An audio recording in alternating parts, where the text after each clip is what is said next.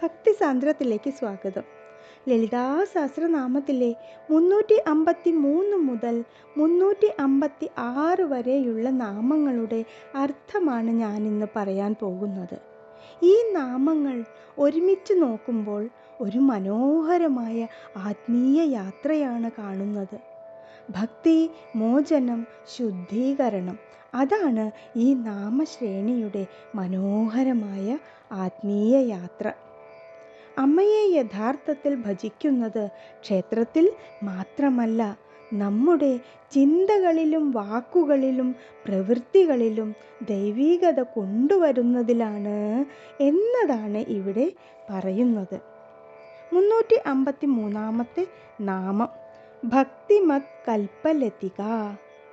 വളരെ മനോഹരമായ നാമമാണ് ഇത്. ഭക്തിയുള്ളവർക്കുള്ള കൽപ്പലതിക. എന്താണത്? ആഗ്രഹങ്ങൾ പൂർത്തിയാക്കുന്ന ദിവ്യവള്ളി. കൽപ്പവൃക്ഷത്തിനെ ആഗ്രഹങ്ങൾ നൽകുന്ന വൃക്ഷമായിട്ടാണ് പറയപ്പെടുന്നത്.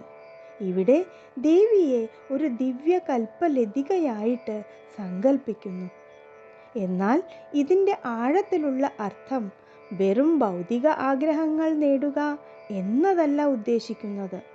ഭക്തൻ്റെ ഏറ്റവും ഉയർന്ന ആഗ്രഹം ദേവിയുടെ അനുഗ്രഹവും ജ്ഞാനവും ആത്മീയ പുരോഗതിയും ആയിത്തീരുമ്പോൾ അമ്മ അതിനുള്ള വഴിയും ശക്തിയും നൽകുന്നു എന്നർത്ഥം.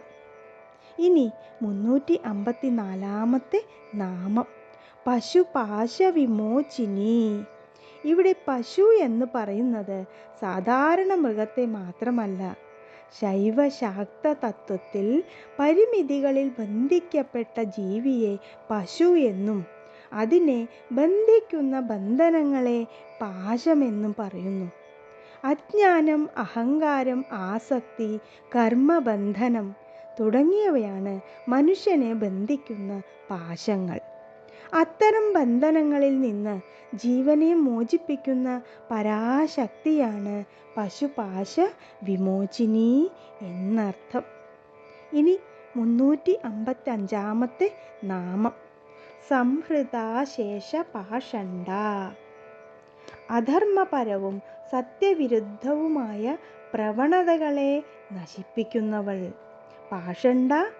വിവിധ ശാസ്ത്ര സന്ദർഭങ്ങളിൽ വ്യത്യസ്ത വ്യാഖ്യാനങ്ങളുണ്ട് ഈ പദത്തിന്. ഇവിടെ പ്രധാനമായും ധർമ്മവിരുദ്ധമായ ചിന്തകളും പ്രവർത്തനങ്ങളും എന്ന ആശയത്തിലാണ് എടുക്കേണ്ടത്.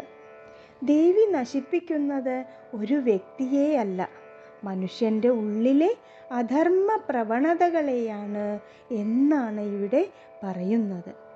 ഇനി 356 നാമം സദാചാരപ്രവർത്തിക. ഈ ഭാഗത്തിലെ വളരെ പ്രധാനപ്പെട്ട നാമമാണ് ഈ നാമം.